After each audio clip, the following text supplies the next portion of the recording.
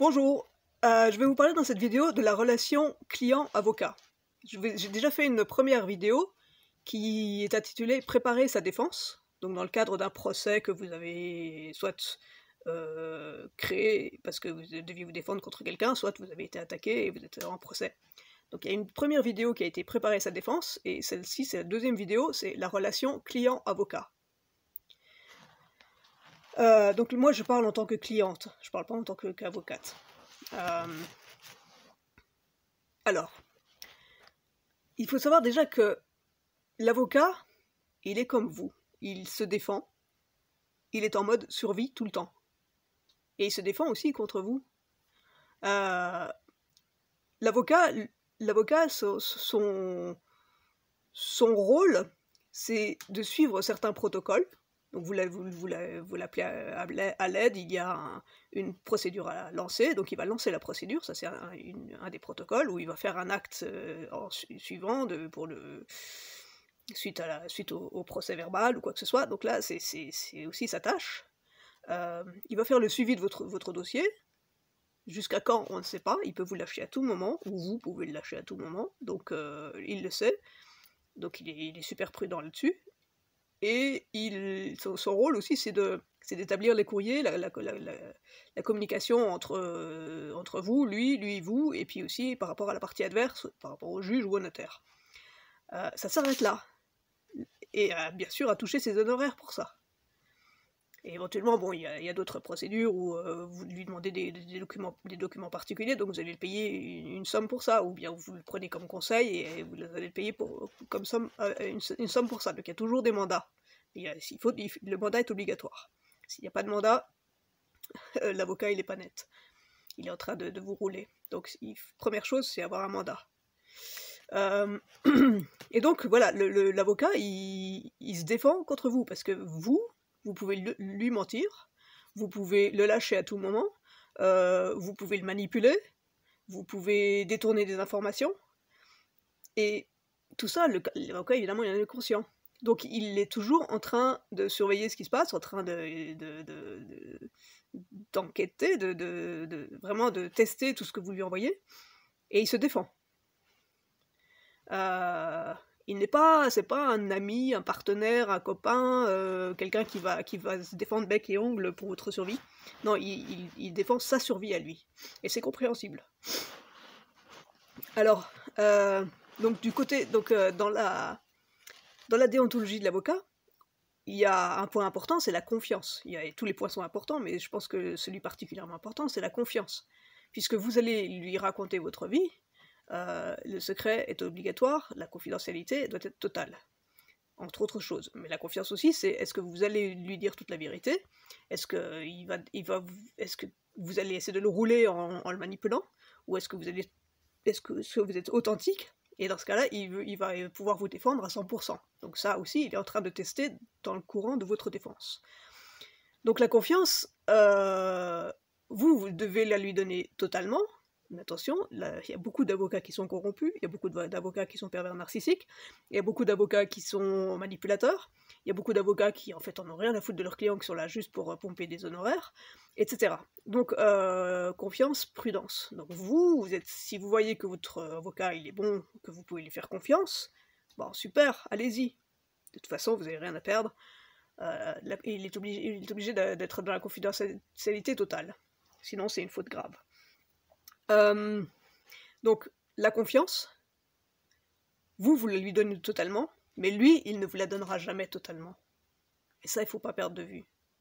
Parce qu'il est toujours dans ce mode survie, où il sait qu'au moindre faux pas, ou bien la moindre chose que vous allez lui reprocher, vous risquez de le lâcher. Donc, en fait, il marche sur des œufs tout le temps. Et puis vous aussi. Donc la confiance, c'est super, mais elle est assez limitée. Et puis c'est pareil, les intérêts et le rôle de l'avocat, c'est possible de gagner le procès, mais que vous le gagniez ou que vous le perdiez, pour lui c'est pareil, il touchera ses honoraires, pareil. La seule chose, c'est que sa réputation, éventuellement. Si vous gagnez, il a intérêt à ce que vous gagnez pour que lui ait une bonne réputation, parce que vous, on vous oubliera, on ne retiendra que l'avocat. Hein. Mais Votre histoire, en fait, votre histoire, l'avocat, il s'en fiche. Il s'en fiche complètement. Vos souffrances, mais ça ne le concerne pas du tout. Il, il prétendra à de l'empathie, il en aura peut-être, il aura le plus possible d'intelligence émotionnelle pour capter ce que vous êtes en train de dire, parce qu'en plus, beaucoup de choses se passent en virtuel, en écrit, par email, et par email, les émotions passent pas. Donc il faut qu'il soit capable de percevoir les émotions que vous êtes en train d'envoyer via des revendications. Mais votre histoire en elle-même, ça ne l'intéresse pas particulièrement. Ce qui l'intéresse, c'est d'aller au bout de la procédure pour toucher ses honoraires. Le reste, que vous gagniez, que vous perdiez, ça lui est complètement égal finalement. Votre personnalité, la même chose, ça l'intéresse pas. C'est tout ce qui l'intéresse, c'est d'aller au bout éventuellement du dossier pour avoir le plus possible d'honoraires, et puis de gagner si possible, et puis si vous perdez, bah, c'est votre problème, et puis si vous récupérez vos honoraires, tant mieux, mais c'est à votre charge, c'est à vous de les revendiquer. Donc lui, ce qui l'intéresse, c'est d'avoir ses honoraires, et de payer ses loyers, ses charges, etc., hein, c'est tout. Donc, oui, donc en fait, il ne voit en vous qu'un dossier. La personne en face, peu importe qui vous êtes, peu importe vos souffrances, peu importe votre histoire. Et en fait, ce que vous êtes en train de vivre, c'est plus qu'un procès. Parce que le procès, il remue beaucoup de choses, du passé, d'autant plus quand c'est un divorce ou une succession ou quoi que ce soit, il y a tout ce qui revient de la famille, tout ce qui revient de tout votre passé qui refait surface, vous réfléchissez beaucoup là-dessus. Donc il y a énormément de souffrance. Lui, tout ce qu'il voit, c'est la maison n'a pas été vendue, ou bien telle personne a menti sur tel document, mais c'est tout. Et il voit pas tout le passé qui est derrière tout ça. Et donc toute la trahison que vous ressentez, toute la lâcheté de l'autre qui n'avoue pas qu'il a essayé de vous tromper. Tout ça, l'avocat, ça lui est égal, et puis en plus il voit ça tous les jours, tout le temps, quoi, hein. Il voit que ça, il voit que des accidentés, des divorcés, donc un de plus, un de moins, il est blasé, ça lui est complètement égal. Donc votre histoire, ça l'intéresse pas, votre personnalité, ça l'intéresse pas, et tout ce qu'il voit en vous, c'est votre dossier, c'est tout. Et ça l'intéresse pas non plus d'avoir... en fait, on s'implique tellement dans son procès, qu'on s'imagine que l'avocat, ça devient un ami, qu'il est complètement compatissant, qu'il est complètement empathique, et que ça va déboucher vers une super amitié. Et en fait, non, rien du tout. L'avocat, il est blasé, quoi. Voire, il n'a plus aucune émotion. Donc ne vous attendez pas à une relation humaine, parce que malgré tout, il y a dans la déontologie de l'avocat, il y a l'humanité, la dignité, mais oubliez, quoi. Et puis l'avocat, s'il peut vous rabaisser, vous culpabiliser, etc., il va y aller, hein, parce que lui, tout ce qu'il cherche, c'est à se mettre en exergue, c'est à se protéger, c'est à toucher ses honoraires, c'est à revendiquer ce à quoi il a le droit, et puis éventuellement à gagner le procès, mais c'est tout. Et puis à sa réputation, il tient à sa réputation. Donc, voilà, vous attendez pas à une amitié débordante, non, c'est rien de tout ça, malheureusement. Et il le prétend bien, par contre, hein, ça, oui, il prétend qu'il comprend, qu'il est empathique, mais non, en fait, oubliez, quoi. Oubliez, il est complètement blasé, il est... Déjà, rien que pour choisir la profession d'avocat, pour choisir de toute sa vie, elle est remuer les égouts des gens, quelque part, il s'en nourrit. Pourquoi il s'en nourrit? Est-ce qu'il a une faille narcissique? Enfin bon, tout ça, c'est un autre sujet, mais vous attendez pas à une relation amicale, sincère, complètement ouverte, donc la confiance et tout ça, la confiance elle est très limitée, elle est juste dans le sens où vous donnez vos informations à l'avocat, et puis il fait ses courriers, et puis sur son dossier, et puis peut-être que vous gagnez, ou vous perdez, et lui il touche ses honoraires, et on passe au suivant, point, barre. Alors, voilà, donc sa réputation, gagner et perdre, je vous ai dit quoi. Donc vous ne comptez pas. Votre sort, il ne compte pas.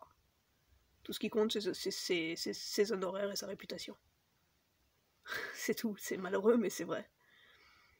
Donc, alors il y a aussi une chose, c'est que si votre cas devient trop complexe, si le dossier devient trop fastidieux, s'il n'a plus envie de travailler sur le dossier, si ça se passe trop mal, si c'est trop noir, si ça prend trop de temps et tout, il va, bah, c'est normal, hein, c'est humain, il va se dire, bon là je gagne pas assez d'argent, ça m'emmerde, ça me pompe mon énergie, donc je vais me débrouiller pour me débarrasser de ce client, quoi.